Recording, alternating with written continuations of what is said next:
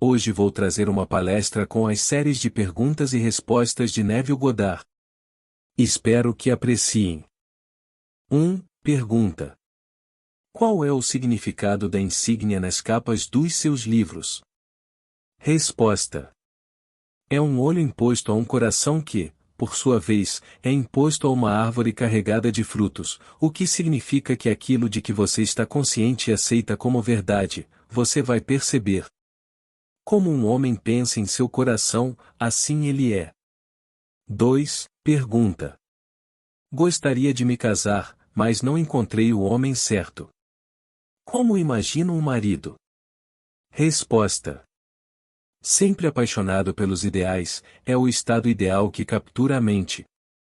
Não confine o estado do casamento a um determinado homem, mas a uma vida plena, rica e transbordante.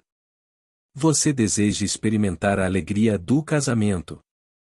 Não modifique o seu sonho, mas melhore-o tornando-o mais encantador.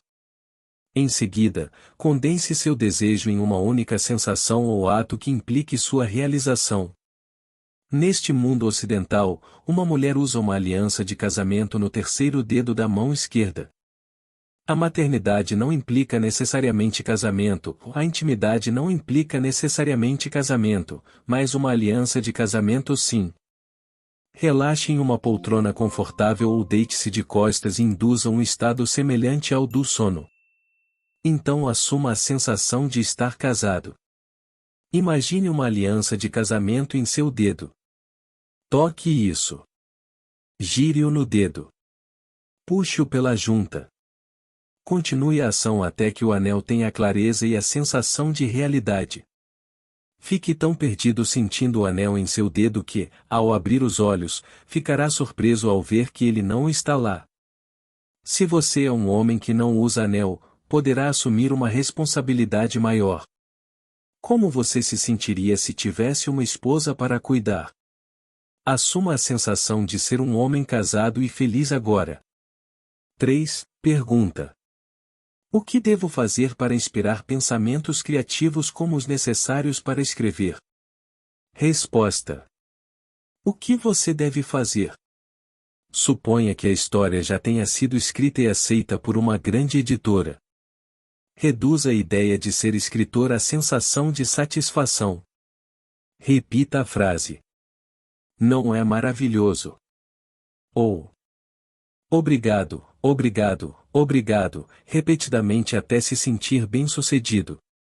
Ou imagine um amigo parabenizando você. Existem inúmeras maneiras de sugerir sucesso, mas sempre vá até o fim. Sua aceitação do fim determina seu cumprimento. Não pense em ficar com vontade de escrever, mas viva e haja como se agora fosse o autor que deseja ser. Suponha que você tenha talento para escrever. Pense no padrão que você deseja exibir do lado de fora. Se você escreve um livro e ninguém está disposto a comprá-lo, não há satisfação. Haja como se as pessoas estivessem famintas pelo seu trabalho. Viva como se você não pudesse produzir histórias ou livros com rapidez suficiente para atender à demanda. Persista nessa suposição e tudo o que for necessário para atingir seu objetivo rapidamente florescerá e você o expressará.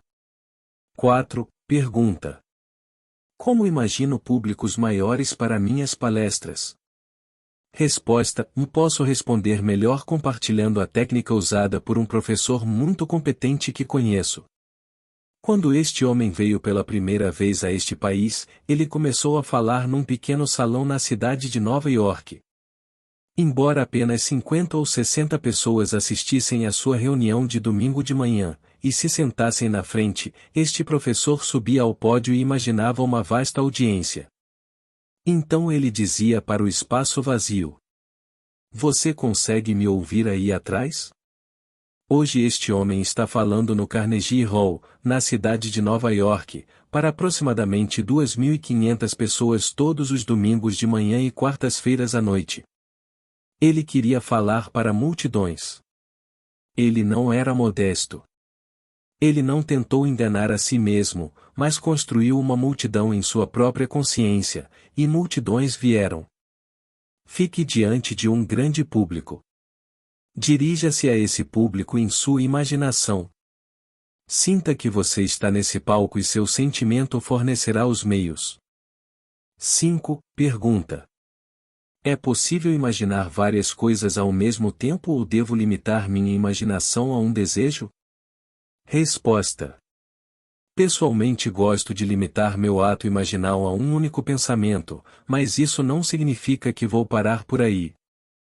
Durante o dia posso imaginar muitas coisas, mas em vez de imaginar muitas coisas pequenas, sugiro que você imagine algo tão grande que inclua todas as pequenas coisas. Em vez de imaginar riqueza, saúde e amigos, imagine ficar em êxtase.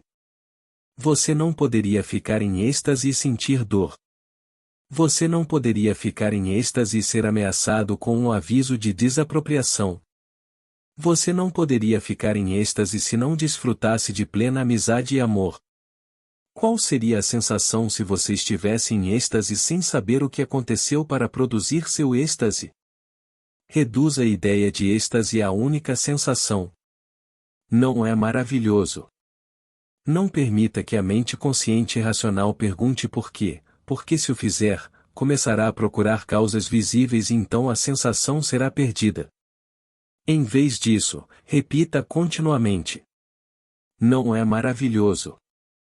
Suspenda o julgamento sobre o que é maravilhoso. Capte a única sensação da maravilha de tudo isso e coisas acontecerão para testemunhar a verdade dessa sensação. E eu prometo a você, incluirá todas as pequenas coisas. 6. Pergunta: com que frequência devo realizar o ato imaginal, alguns dias ou várias semanas? Resposta: no livro do Gênesis é contada a história de Jacó lutando com um anjo. Esta história nos dá a pista que procuramos, que quando a satisfação é alcançada, segue-se a impotência. Quando o sentimento de realidade é seu, pelo menos por enquanto, você fica mentalmente impotente. A vontade de repetir o ato de orar se perde, sendo substituída pelo sentimento de dever cumprido. Você não pode persistir em querer o que já tem. Se você assumir que é o que deseja ser ao ponto do êxtase, você não o deseja mais.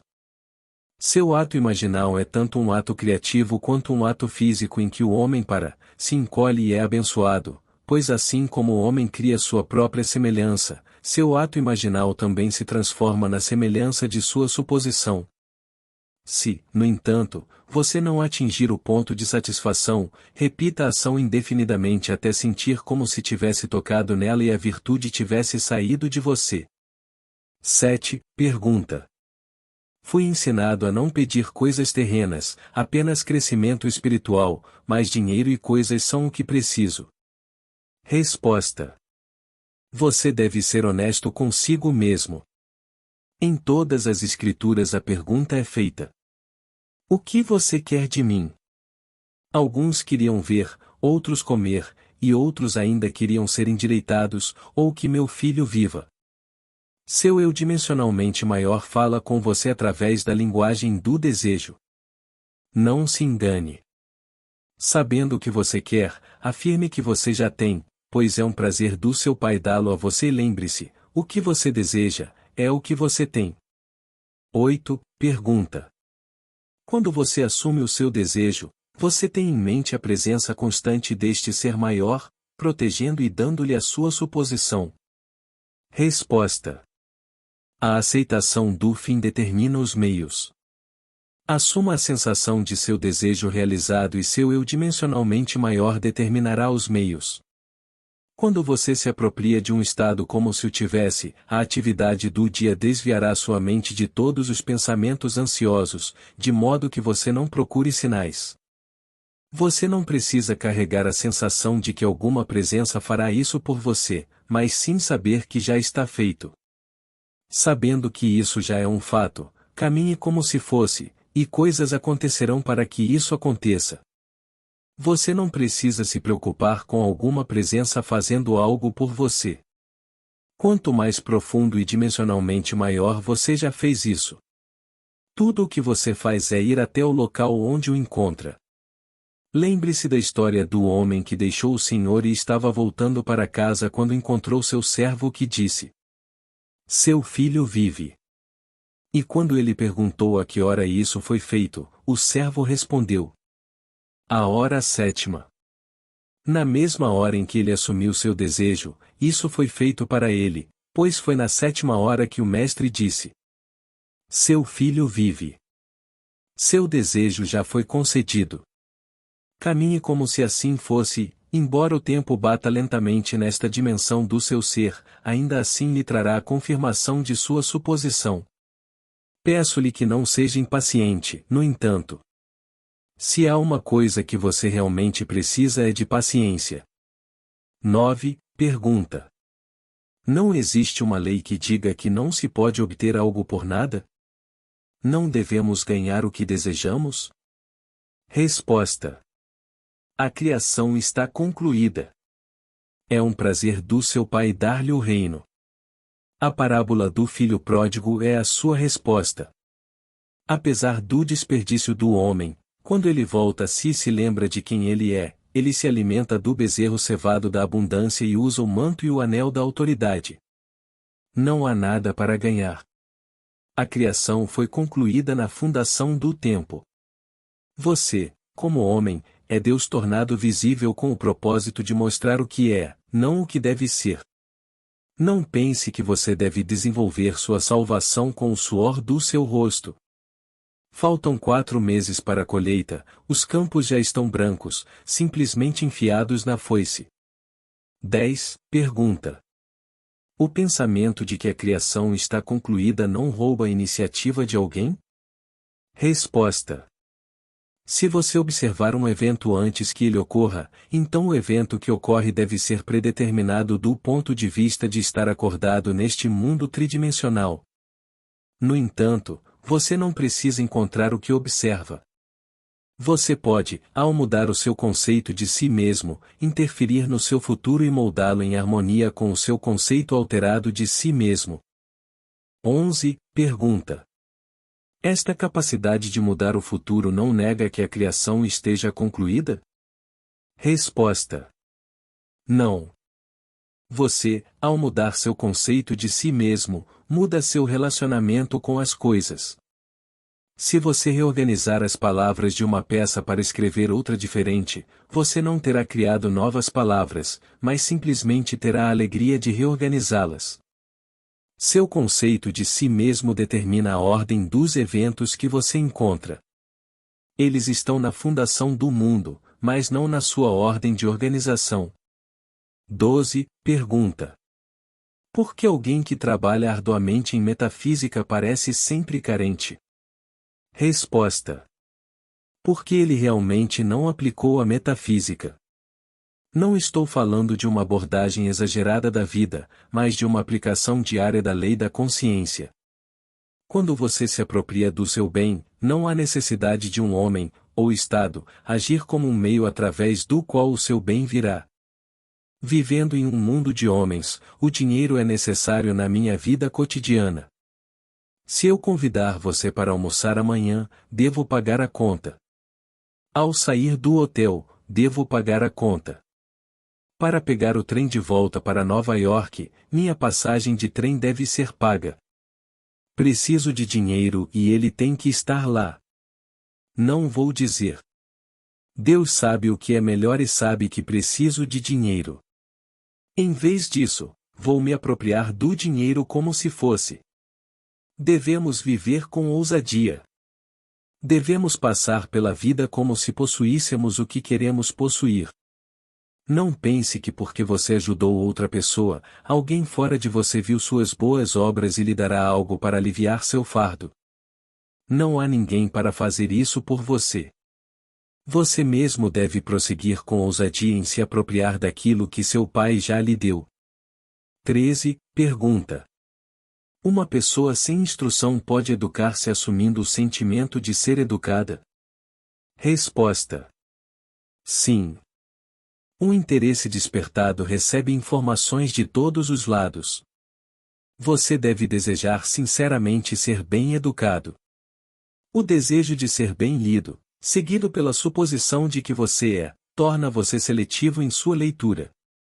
À medida que você progride em sua educação, você automaticamente se torna mais seletivo e mais discriminador em tudo o que faz. 14. Pergunta. Meu marido e eu estamos fazendo o curso juntos. Devemos discutir nossos desejos uns com os outros? Resposta. Existem dois ditos espirituais que permeiam a Bíblia. Uma é: não conte a ninguém, e a outra é: eu lhe disse antes que aconteça que, quando acontecer, você poderá acreditar.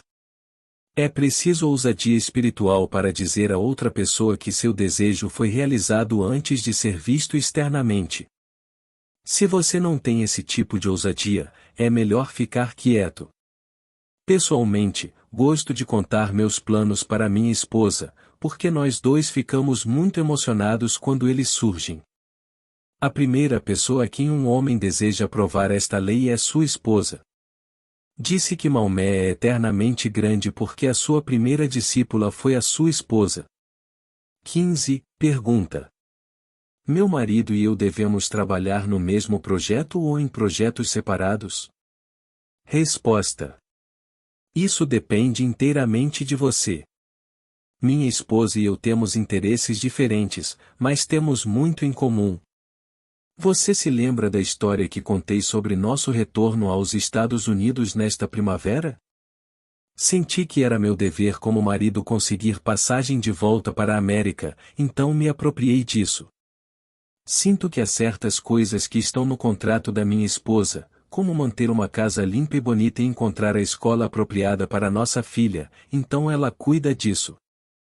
Muitas vezes minha esposa me pede para imaginar para ela, como se ela tivesse mais fé na minha capacidade de fazer isso do que na dela. Isso me lisonjeia porque todo homem digno desse nome quer sentir que sua família tem fé nele. Mas não vejo nada de errado na comunhão entre dois que se amam. 16. Pergunta. Eu pensaria que se você ficar muito sonolento, haveria falta de sentimento. Resposta. Quando falo em sentimento não me refiro à emoção, mas sim à aceitação do fato de que o desejo é realizado. Sentindo-se grato, realizado ou agradecido, é fácil dizer: obrigado, não é maravilhoso? Ou está consumado.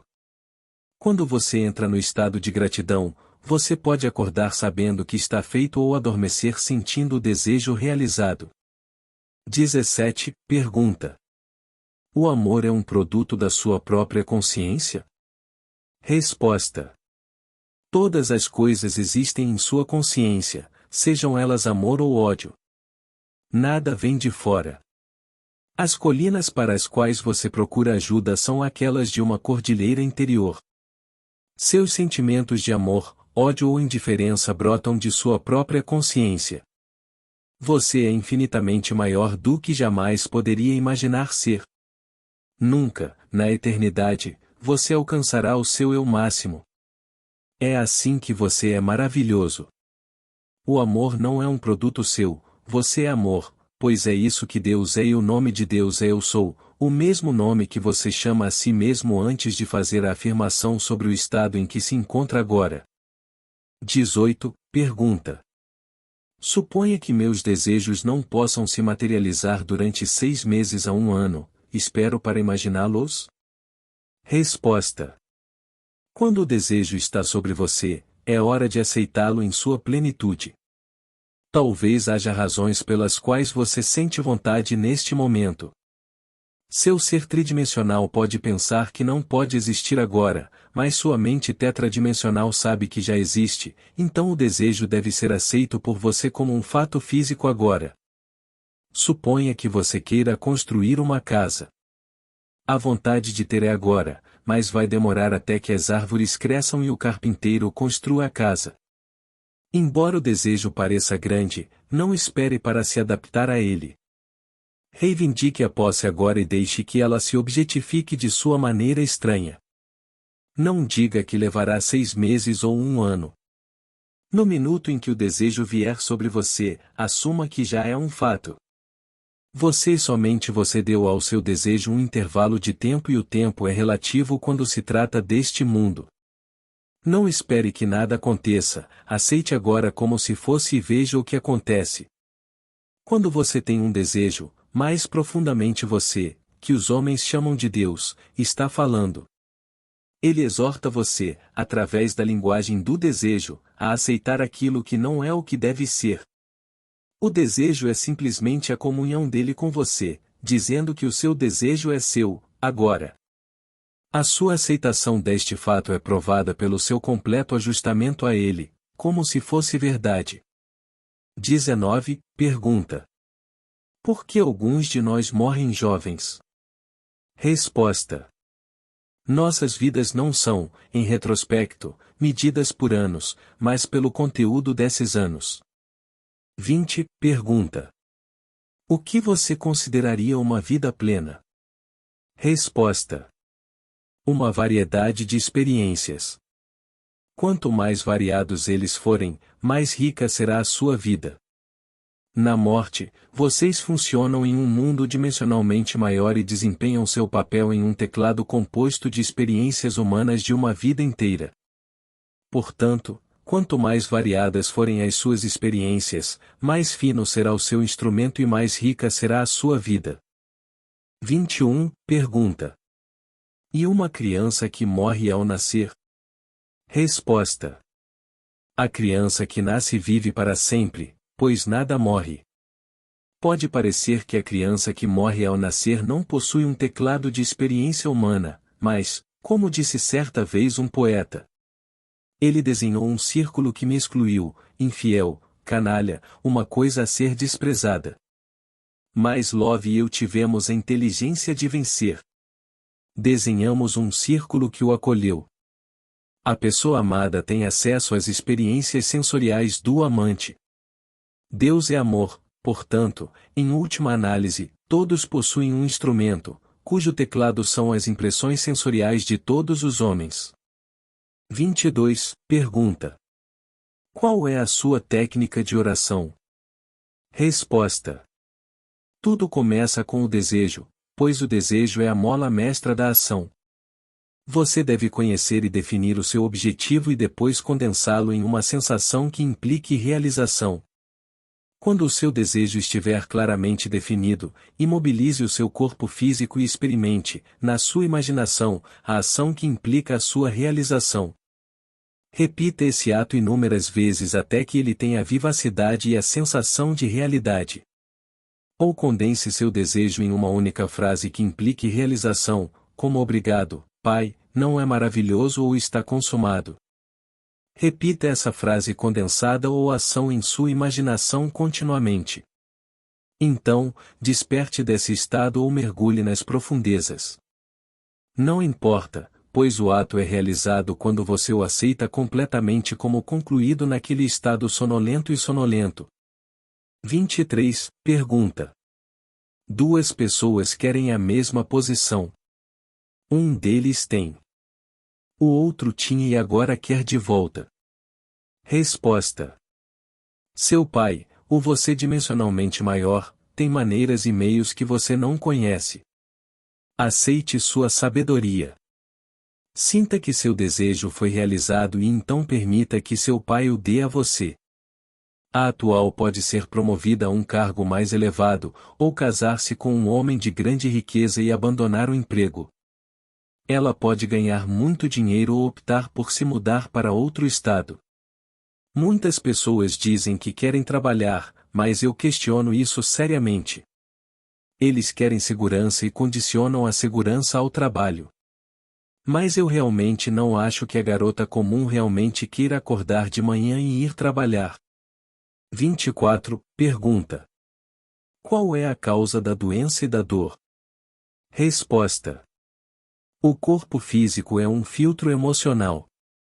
Muitas doenças humanas, até então consideradas puramente físicas, são agora reconhecidas como tendo origem em distúrbios emocionais. A dor vem da falta de relaxamento. Quando você dorme não há dor. Se você estiver sob anestesia, não sentirá dor porque você estará relaxado, por assim dizer. Se você sente dor é porque está tenso e tentando forçar alguma coisa. Você não pode forçar a concretização de uma ideia, você simplesmente se apropria dela.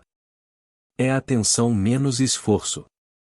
Somente a prática o levará ao ponto em que você poderá estar atento e ainda assim relaxado. Atenção é tensão rumo a um fim, e relaxamento é exatamente o oposto. Aqui estão duas ideias completamente opostas que você deve misturar até aprender, através da prática, como estar atento, mas não tenso. A palavra contenção significa atenção menos esforço. No estado de discórdia você é mantido pela ideia sem tensão. 25. Pergunta. Não importa o quanto eu tente ser feliz, por dentro tenho uma sensação melancólica de ter sido deixado de lado. Por quê? Resposta. Porque você sente que não é desejado.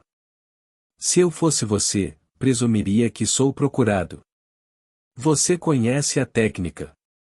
A suposição de que você é querido pode parecer falsa quando assumida pela primeira vez, mas se você se sentir querido e respeitado, e persistir nessa suposição, ficará surpreso com a forma como os outros irão procurá-lo. Eles começarão a ver em você qualidades que nunca tinham visto antes. Eu prometo. Se você apenas assumir que é querido, você será. 26. Pergunta. Se a segurança veio até mim através da morte de um ente querido, fui eu que provoquei essa morte? Resposta. Não pense nem por um segundo que você provocou a morte ao assumir a segurança. Quanto maior você não vai machucar ninguém. Ele vê tudo e, conhecendo a duração da vida de todos, pode inspirar o outro a lhe dar aquilo que pode cumprir sua suposição. Você não matou a pessoa que o nomeou em seu testamento. Se, poucos dias depois de você ter aceitado completamente a ideia de segurança, o tio John saiu deste plano tridimensional e lhe deixou sua propriedade, é apenas porque era hora de o tio John partir. Ele não morreu um segundo antes do tempo, no entanto. Quanto maior você viu o tempo de vida de João e o usou como forma de realizar o seu sentimento de segurança. A aceitação do fim determina os meios para o cumprimento desse fim. Não se preocupe com nada, exceto com o fim. Tenha sempre em mente que a responsabilidade de fazer isso foi completamente retirada de seus ombros. É seu porque você o aceita como tal. 27. Pergunta. Tenho mais de um objetivo. Seria ineficaz concentrar-me em objetivos diferentes em períodos de concentração diferentes? Resposta. Gosto de pegar uma ambição que me consome, restringi-la a uma única frase curta ou a um ato que implique realização, mas não limito minha ambição. Só sei que o meu verdadeiro objetivo incluirá todos os mais pequenos. 28. Pergunta.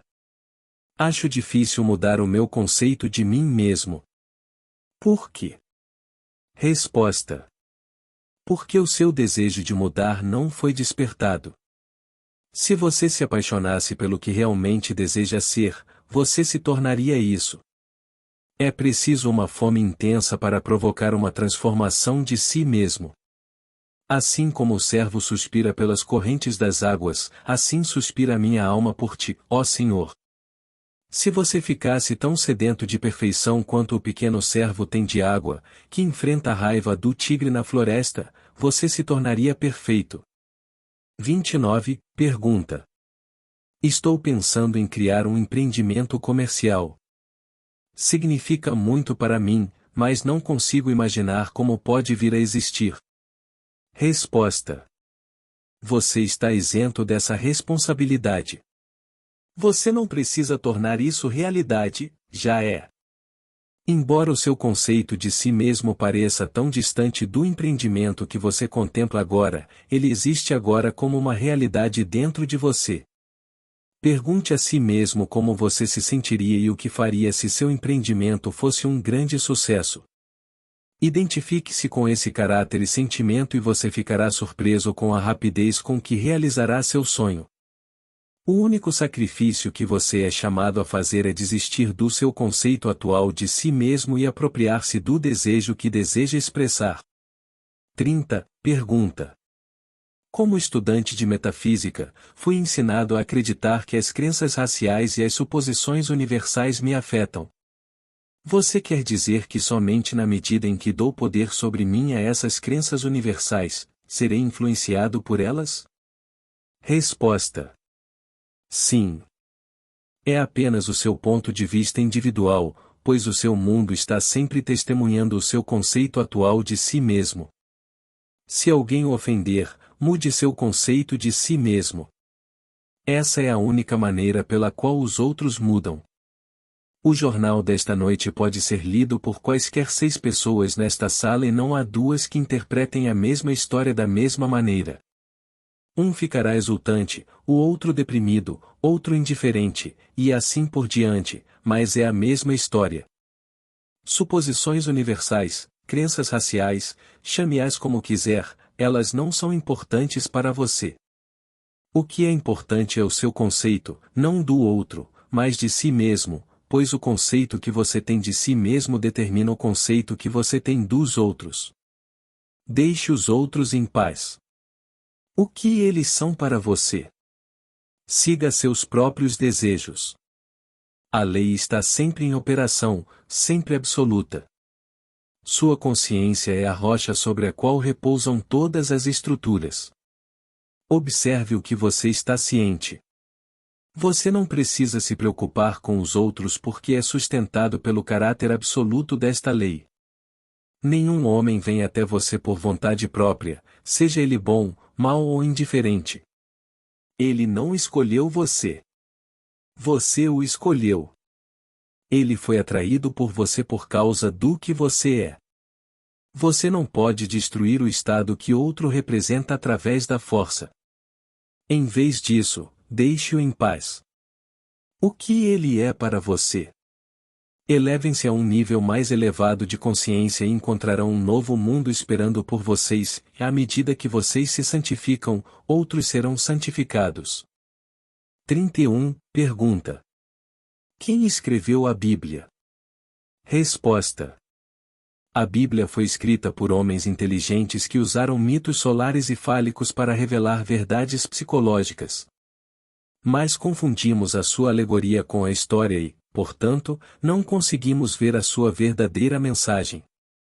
É estranho, mas quando a Bíblia foi lançada ao mundo, e a aceitação parecia estar à vista, a grande biblioteca de Alexandria foi totalmente queimada, não deixando nenhum registro de como a Bíblia surgiu. Poucas pessoas conseguem ler outras línguas, por isso não podem comparar as suas crenças com as de outras pessoas. Nossas igrejas não nos encorajam a comparar. Quantos dos milhões que aceitam a Bíblia como um fato a questionam? Acreditando que é a palavra de Deus, aceitam cegamente as palavras e assim perdem a essência que elas contêm. Tendo aceitado o veículo, eles não entendem o que o veículo transmite. 32. Pergunta. Você usa os apócrifos? Resposta. Não no meu ensino. Tenho vários volumes deles em casa. Eles não são maiores que os 66 livros da nossa Bíblia atual. Eles estão simplesmente dizendo a mesma verdade de uma maneira diferente. Por exemplo, conta-se a história de Jesus, quando menino, observando crianças fazerem pássaros com lama. Segurando os pássaros nas mãos, eles fingem que estão voando. Jesus se aproxima e arranca os pássaros de suas mãos. Quando eles começam a chorar, ele pega um dos pássaros quebrados e o remodela. Segurando-o bem alto, ele respira e o pássaro levanta voo. Aqui está a história de alguém que veio para quebrar os ídolos nas mentes dos homens e depois mostrar-lhes como usar a mesma substância e remodelá-la em uma forma bonita e dar-lhe vida. É isso que esta história tenta transmitir. Eu venho, não para trazer a paz, mas uma espada. A verdade mata todas as galinhas lamacentas da mente, ou mata ilusões e depois as remodela em um novo padrão que liberta o homem. 33. Pergunta. Se Jesus era um personagem fictício criado por escritores bíblicos com o propósito de ilustrar certos dramas psicológicos, como você explica o fato de que ele e sua filosofia são mencionados na história não religiosa e não cristã daquela época? Não eram Pôncio Pilatos e Herodes verdadeiros oficiais romanos de carne e osso naqueles dias? Resposta: a história de Jesus é idêntica à do Salvador hindu, Krishna. Eles são os mesmos personagens psicológicos. Ambos deveriam ter nascido de mães virgens. Os governantes da época procuraram destruí-los quando eram crianças. Ambos curaram os enfermos, ressuscitaram os mortos, ensinaram o evangelho do amor e morreram como mártires pela humanidade. Hindus e cristãos acreditam que seu Salvador é Deus feito homem. Hoje as pessoas citam Sócrates, mas a única prova de que Sócrates alguma vez existiu está nas obras de Platão. Dizem que Sócrates bebeu cicuta, mas eu pergunto, quem é Sócrates? Certa vez citei uma frase de Shakespeare e uma senhora me disse: mas Hamlet disse isso.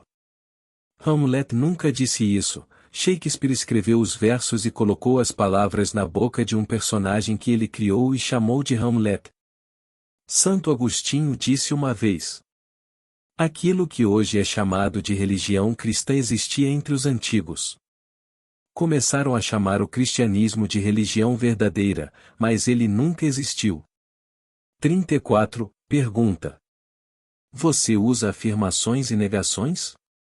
Resposta: deixemos essas escolas de pensamento que usam afirmações e negações.